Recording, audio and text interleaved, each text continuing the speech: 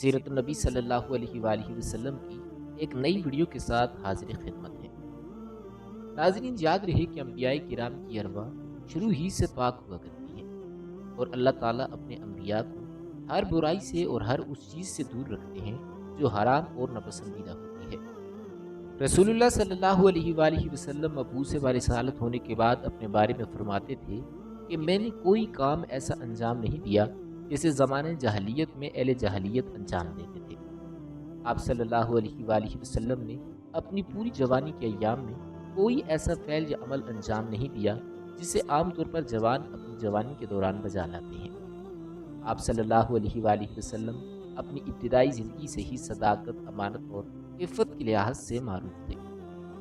ناظرین گرامی، یہ ایک تاریخی حقیقت ہے کہ آپ صلی اللہ علیہ وآلہ وسلم نے ایک ایسے ماحول میں پرورش پائی کہ جس میں عرب آپس کی جنگ و جدال میں مصروف تھے اور یہاں تک کہ شہر حرام کی حرمت کا بھی خیال نہیں رکھتے تھے۔ انہی جنگوں میں سے ایک جنگ وہ تھی جو 15 عام الفیل میں قریش اور بنی قیس کے درمیان میں ہوئی۔ یہ جنگ ان دنوں میں ہوئی جن دونوں میں لڑنا منع تھا، اسی لیے اس جنگ کو حرب فجار کہتے ہیں۔ حرب فجار زمانہ جاہلیت کی جنگوں میں سب سے زیادہ مشہور لڑائی سمجھی جاتی ہے۔ روایات میں آتا ہے کہ حرب فجار کی تعداد 4 ہے اور یہ لڑائی جس میں حضرت صلی اللہ علیہ وآلہ وسلم نے شرکت کی چوتھی اور آخری لڑائی تھی۔ یہ حضور صلی اللہ علیہ وآلہ وسلم کی ابتدائی زندگی کی پہلی جنگ تھی جس میں آپ صلی اللہ علیہ وآلہ وسلم نے شرکت کی تھی۔ آج کی اس ویڈیو میں ہم چاروں فجار کی جنگوں کو باری باری ڈسکس کریں گے۔ سب سے پہلے بات کرتے ہیں فجار اول کی۔ ناظرین، اگر تاریخ کے اوراق پلٹیں تو سعودی عرب کا ہر کوچہ، ہر شہر تاریخی ہے۔ اس مقدس ملک میں جس گلی، جس شہر اور جس مقام پر چلے جائیں وہ اپنا ایک تاریخی مقام رکھتا ہے۔ مکہ مکرمہ سے تقریباً 120 کلومیٹر کے فاصلے پر طائف وادی واقع ہے اور طائف کی جنوب کی جانب بنی سعد ہے جہاں حضور صلی اللہ علیہ وآلہ وسلم نے اپنا بچپن گزارا۔ اس سے ذرا آگے چلیں تو تبوک، جنگ تبوک کی وجہ سے معروف ہے۔ مقام خیبر بدر اور اس کے علاقہ، قلعہ کموز، حضرت صالح کی قوم ثمود کا مقام جہاں پہاڑوں کو تراش کر گھر بنائے گئے تھے۔ زمانہ جاہلیت سے قبل عربوں کے ہاں سوق عکاظ کا میلہ لگتا تھا۔ سوق عربی میں بازار کو کہتے ہیں اور عکاظ اس معروف میلے کا نام ہے جو زمانہ جاہلیت سے قبل لگا کرتا تھا اور پورے عرب میں مشہور تھا۔ یہ میلہ رمضان المبارک کے بعد اور حج سے پہلے لگا کرتا تھا۔ روایات کے مطابق عکاظ کا میلہ 10 روز لگا کرتا تھا، جبکہ بعض روایات میں آتا ہے کہ یہ میلہ 20 دن تک جاری رہتا تھا۔ عکاظ کا میلہ ایک وسیع و عریض میدان میں لگایا جاتا تھا جہاں سعودی عرب کا معروف و مشہور قبیلہ العدوانی آباد ہے۔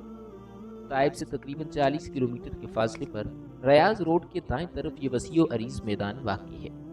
مورخین کے مطابق زمانہ جاہلیت کے وقت اس میلے کا انتظام بنو ثقیف اور قیس بن علاق کے پاس تھا۔ اس میلے میں ایران، مصر، عراق، عمان، بحرین اور یمن وغیرہ سے تاجر آیا کرتے تھے اور اس میلہ عکاظ میں تجارت کرتے تھے۔ مقامی طور پر قریش، بنو اسلم، غطفان اور دیگر عرب قبائل وغیرہ یہاں آ کر اپنے اپنے خیمے لگاتے۔ اس تاریخی میلے میں تمام عرب ممالک سے ادیب، حکیم، نامور شعراء حضرات بھی تشریف لاتے اور اپنے اپنے اشعار پیش کرتے، جبکہ بدو اپنے قصیدے سنایا کرتے تھے۔ یہاں شاعری اور قصیدوں کا مقابلہ بھی ہوتا تھا۔ اس کے علاوہ مقررین بھی اپنے انداز میں خطابات کیا کرتے تھے۔ کھیلوں کے مقابلوں جیسا کہ تیر اندازی، نیزہ بازی، اونٹوں اور گھوڑوں کی دوڑ وغیرہ بھی خوب ہوتی تھی۔ تاریخ کے مطابق ہمارے پیغمبر حضور صلی اللہ علیہ وآلہ وسلم بھی اپنے چچا جناب حضرت عباس بن عبد المطلب کے ساتھ اس میلہ عکاظ میں تشریف لائے تھے، لیکن یہ واضح نہیں کہ آپ نبوت سے قبل تشریف لائے تھے یا نبوت کے بعد۔ مورخین کا کہنا ہے کہ اس عکاظ میلہ میں بین الاقوامی معاملات پر بھی بحث ہوتی تھی، مسائل معاملات پر غور و فکر ہوتی، مختلف قبائل آپس میں معاہدے کرتے، اگر ان کے پاس کوئی قیدی ہوتے تو آپس میں قیدیوں کا تبادلہ بھی کرتے تھے۔ اس کے علاوہ غلاموں کی خرید و فروخت بھی ہوتی تھی۔ ام المومنین سیدہ خدیجہ بنت خویلد رضی اللہ تعالیٰ عنہ کے بھتیجے حکیم بن حزام نے اس میلے میں فروخت ہونے والے غلاموں میں سے ایک غلام جس کا نام زید بن حارثہ تھا خریدا اور مکہ مکرمہ جا کر اپنی پھوپھی حضرت خدیجہ رضی اللہ تعالیٰ عنہ کو بطور تحفہ پیش کیا۔ بعد میں اسی غلام زید بن حارثہ کو حضرت خدیجہ رضی اللہ تعالیٰ عنہ نے حضور صلی اللہ علیہ وآلہ وسلم کی خدمت میں پیش کیا، جسے آپ نے آزاد کر کے اپنا منہ بولا بیٹا بنا لیا۔ اس طرح یہ تاریخی میلہ عکاظ ایک خاص اہمیت کا حامل تھا۔ اس میلے میں عرب قبیلے آپس میں مل بیٹھ کر بہت سے اہم فیصلے بھی کرتے تھے جن کے وہ پابند ہوتے تھے۔ پہلی جنگ فجار کا تنازع قبیلہ بنو کنانہ اور حوازن کے درمیان ہوا، اور اس کی وجہ کچھ یوں بیان ہوئی کہ عکاظ کے میلہ میں بدر بن معاشر کا ایک خاص اجتماع ہوتا تھا، جہاں وہ اپنی بلند و بالا شخصیت اور مرتبے کا اعلان کرتا اور فخر و غرور کا اظہار کرتا تھا۔ ایک روز یوں ہوا کہ وہ پیر پھیلا کر بیٹھ گیا اور کہنے لگا کہ میں عرب کا سب سے زیادہ معزز فرد ہوں۔ جو یہ سمجھتا ہے کہ وہ مجھ سے بھی زیادہ باعزت اور بلند مرتبے کا مالک ہے، وہ اس پیر پر تلوار مار دے۔ ایک شخص اٹھا اور اس نے تلوار چلا دی، جس سے اس کا پیر زخمی ہو گیا۔ اس طرح دونوں قبیلوں میں جنگ شروع ہوئی۔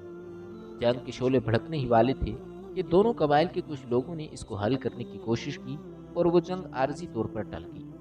چونکہ یہ جنگ رجب کے مہینے میں ہوئی تھی، اور عرب کے لوگ ذیقعدہ، ذی الحجہ، محرم اور رجب کے مہینوں کا بے حد احترام کرتے تھے، اور ان مہینوں میں لڑائی کرنے کو گناہ جانتے تھے۔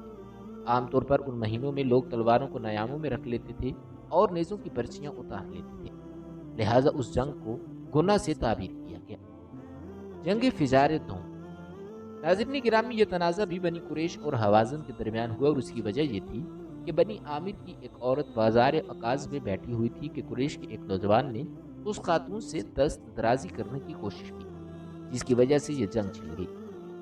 تھوڑا بہت خون خرابہ بھی ہوا، لیکن قریش کی جانب سے حرب بن امیہ بن عبد الشمس نے خون کی دیت ادا کرنے کا وعدہ کیا اور دونوں قبائل کے درمیان صلح کرائی، اور اس طرح یہ جنگ بھی ختم ہوئی۔ جنگ فجار سوم۔ ناظرین، یہ تنازع بھی قبیلہ بنی کنانہ اور حوازن کے درمیان ہوا۔ اس کی وجہ یہ تھی کہ بنو حوازن کے ایک شخص نے بنو کنانہ کے ایک شخص کو قرض دیا تھا، پھر وہ غربت اور افلاس کی وجہ سے ادا نہ کر سکا اور اس کی ادائیگی میں ٹال مٹول کرنے لگا۔ جب وہ بازار عکاظ پہنچا تو بنو حوازن میں سے ایک شخص کھڑا ہوا اور بنی کنانوں کو طعنہ دینا شروع کر دیا، جس کو یہ شخص برداشت نہ کر سکا اور اٹھا اور تلوار سے بنی حوازن کے اس شخص کو قتل کر دیا۔ اس کے نتیجے میں جنگ شروع ہوئی اور بالآخر بنی کنانہ نے دیت ادا کر دی اور جنگ ختم ہو گئی۔ ناظرین، یاد رہے کہ فجار کی ان تینوں لڑائیوں میں رسول کریم صلی اللہ علیہ وآلہ وسلم نے کوئی حصہ نہیں لیا۔ البتہ فجار کی چوتھی لڑائی میں آپ صلی اللہ علیہ وآلہ وسلم نے شرکت فرمائی تھی۔ یہ جنگ قریش و کنانہ کے تمام قبائل اور حوازن و قیس کے تمام قبائل کے درمیان لڑی گئی۔ اس جنگ کی وجہ یہ تھی کہ نعمان بن منظر اپنا تجارتی قافلہ، جس میں اونٹوں پر کپڑے اور باقی اشیاء لدی ہوئی تھیں، وہ اسے بازار عکاظ میں بھیجتا تھا تاکہ یہ چیزیں یہاں فروخت ہوں۔ قافلے کو وہ کسی عرب سردار کی ذمہ داری پر بھیجتا تھا تاکہ اس کی حفاظت ہو سکے۔ ایک مرتبہ اس مقصد سے قافلہ بھیجنے کی تیاری کی تو اس کے پاس عرب کے کچھ افراد موجود تھے، ان میں بنو کنانہ کا براس اور حوازن کا قربۃ الرحال بھی شامل تھا۔ براس نے کہا کہ میں بنو کنانہ کی ذمہ داری لیتا ہوں کہ وہ اس سے تعارض نہیں کریں گے۔ نعمان نے کہا میں ایسا شخص چاہتا ہوں کہ جو پورے اہل نجد و تہامہ کی طرف سے پناہ دے سکے۔ اس پر قربہ الرحال نے کہا کہ میں ذمہ داری لے سکتا ہوں۔ براس نے کہا کیا تم کنانہ کے مقابلے میں بھی ضمانت دو گے؟ عروہ نے کہا کہ ہاں، فقط کنانہ ہی کیا، میں اہل شیخ و کیسوم کے مقابلے میں بھی پناہ دے سکتا ہوں۔ اس بات پر تکرار ہوا اور تو میں ہونے لگی، اور آخر میں عروہ کو قتل کر دیا گیا۔ یوں دونوں قبائل کے درمیان جنگ چھڑ گئی اور یہ جنگ 6 روز تک جاری رہی۔ یہ واقعہ رجب کے مہینے میں پیش آیا۔ بعض مورخین کے مطابق اس وقت حضور صلی اللہ علیہ وآلہ وسلم کی عمر مبارک 17 اور 20 سال کے درمیان تھی، اور آپ صلی اللہ علیہ وآلہ وسلم نے اپنے چچاؤں کی ہمراہ اس جنگ میں شرکت کی۔ بعض مورخین کے مطابق اس تنازع کا سبب ماہ رجب میں وجود میں آیا تھا اور خود جنگ اس مہینے میں نہیں ہوئی تھی۔ ناظرین گرامی، کہا جاتا ہے کہ اس واقعے کے فوراً بعد حلف الفضول کا واقعہ پیش آیا۔ حلف الفضول ایک معاہدے کا نام ہے جو دور جاہلیت میں مظلوموں کی حمایت کے لیے قریش کے بعض قبائل کے درمیان مکہ میں منعقد ہوا تھا۔ اس معاہدے کا سبب یہ تھا کہ قبیلہ قریش کے افراد کبھی اجنبی افراد یا ان افراد کے ساتھ ظلم روا رکھتے جن کا مکہ میں قبیلہ یا خاندان نہ ہوتا تھا۔ ہوا یوں کہ ایک دن یمن کے علاقے زبید کا ایک مرد سامان تجارت لے کر مکہ چلا گیا۔ عمر بن العاص کے باپ عاص بن وائل سہمی نے اس کا سامان خرید لیا، لیکن قیمت کی ادائیگی میں تاخیر کر کے اس کو تھکا دیا۔ یمنی مرد نے قریش سے مدد مانگی اور درخواست کی کہ اپنا حق لینے میں اس کی مدد کریں، لیکن کسی نے اس کی مدد نہ کی۔ چنانچہ مسجد الحرام کے قریب کوہ ابو قبیس پر یا بقول دیگر حجر اسماعیل کے قریب کھڑے ہو کر اونچی آواز سے اشعار پڑھے اور قریش سے انصاف مانگا۔ رسول کریم صلی اللہ علیہ وآلہ وسلم کے چچا زبیر بن عبد المطلب جو قریش کے اکابرین اور شرفاء میں سے تھے، انہوں نے سب سے پہلے حلف الفضول کی تجویز پیش کی اور لوگوں کو اس کی دعوت دی۔ اس دعوت کے بعد قریش کے بعض قبائل دار الندوہ میں جو امور کے حل وقت کا مرکز تھا، اس بات پر ہم قسم ہوئے کہ مظلوموں کا حق ظالم سے لے لیں گے۔ بعد ازاں زبیر بن عبد المطلب کی کوششوں سے قریش کے ایک سرکردہ شخص عبداللہ بن جدعان تمیمی کے گھر میں جمع ہوئے۔ انہوں نے اپنے ہاتھ آب زمزم میں ڈبو دیے یا بقول دیگر ہاتھ مٹی پر مل دیے اور باہم طور پر عہد کیا کہ اگر کسی مکی یا اس شہر میں کسی اجنبی اور مسافر پر کوئی ظلم روا رکھا جائے تو اس کی مدد کریں گے، تاکہ وہ اپنا حق ظالم سے وصول کر سکیں۔ ظالم کو ظلم سے باز رکھیں گے اور ہر برائی کو روکنے کی کوشش کریں گے، اور تہے دست و تنگ دست افراد کی مالی اور معاشی مدد بھی کریں گے۔ قریش کے بعض ذیلی قبائل اس معاہدے میں شامل ہوئے جس کے نام یہ ہیں بنو ہاشم، بنو مطلب۔ یہ دونوں قبائل عبد مناف کی اولاد میں سے ہیں۔ بنو زہرہ بن کلاب، بنو تیم بن مرہ اور بنو اسد بن عبد العزا بن قصی۔ بعض ماخذ میں ہے کہ بنو حارث بن فہر نامی قبیلہ بھی معاہدے میں شامل تھا، لیکن حلف الفضول میں اس قبیلے کی شمولیت کے بارے میں اتفاق کی رائے موجود نہیں۔ بہر صورت حلف الفضول میں فضیلت و سبقت بنو ہاشم کی تھی۔ بنو عبد مناف کی دو شاخیں بنو عبد الشمس اور بنو نوفل اس معاہدے سے خارج ہوئے، کیونکہ یہ معاہدہ بنو امیہ اور ان کے حلیف عاص بن وائل کے خلاف منعقد ہوا تھا۔ بعض مورخین کا کہنا ہے کہ حلف الفضول میں شامل قبائل وہی تھے جو قبل ازاں حلیف المطیبین میں شامل تھے۔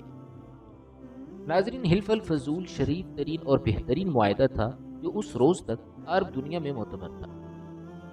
رسول خدا صلی اللہ علیہ وآلہ وسلم سے مروی ہے کہ آپ صلی اللہ علیہ وآلہ وسلم نے بیعت سے قبل فرمایا کہ میں اپنے اعمال کے ہمراہ عبداللہ بن جدعان کے گھر میں ایک معاہدے کا گواہ تھا کہ اگر لال بالوں والے تمام اونٹ میرے حوالے کر دیے جائیں تو میں اس سے خیانت نہیں کروں گا، اور اگر آج بھی اس طرح کے معاہدے میں شامل ہونے کی دعوت دی جائے تو میں ضرور قبول کروں گا۔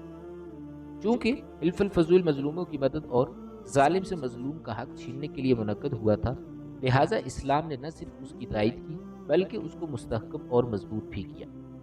یہ اتنا اہم تھا کہ پیغمبر اکرم صلی اللہ علیہ وآلہ وسلم نے اپنی نبوت اور رسالت کے بعد عرب جاہلیت میں کیے جانے والے تمام معاہدوں کو ختم کر دیا، سوائے اس معاہدے کے جس کی آپ صلی اللہ علیہ وآلہ وسلم نے تائید فرمائی اور جس کے بارے میں آپ صلی اللہ علیہ وآلہ وسلم یہی فرمایا کرتے تھے کہ اگر اس کے بدلے مجھے سرخ اونٹ بھی دے دیے جائیں تب بھی میں اس معاہدے کو نہیں چھوڑوں گا۔ ناظرین گرامی، یہ تھی سیرت النبی صلی اللہ علیہ وآلہ وسلم کے دو اہم واقعات، جس میں ہم نے آپ کو بتایا کہ اللہ تعالیٰ نے زمانہ جاہلیت کے اندر بھی رسول کریم صلی اللہ علیہ وآلہ وسلم کو برائیوں سے محفوظ رکھا۔ اب آپ حضرات کے سامنے رسول کریم صلی اللہ علیہ وآلہ وسلم کے کچھ دوسرے واقعات پیش کرتے ہیں۔ ناظرین گرامی، 8-9 سال کی عمر کے لڑکے عام طور پر کھیل کود میں ضرور حصہ لیتے ہیں۔ ان کھیلوں میں خراب اور گندے کھیل بھی ہوتے ہیں۔ اللہ تعالیٰ نے آپ صلی اللہ علیہ وآلہ وسلم کو اس سلسلے میں بھی بالکل محفوظ رکھا۔ جاہلیت کے زمانے میں عرب جن برائیوں میں جھگڑے ہوئے تھے، ان برائیوں میں سے بھی اللہ تعالیٰ نے آپ کی حفاظت فرمائی۔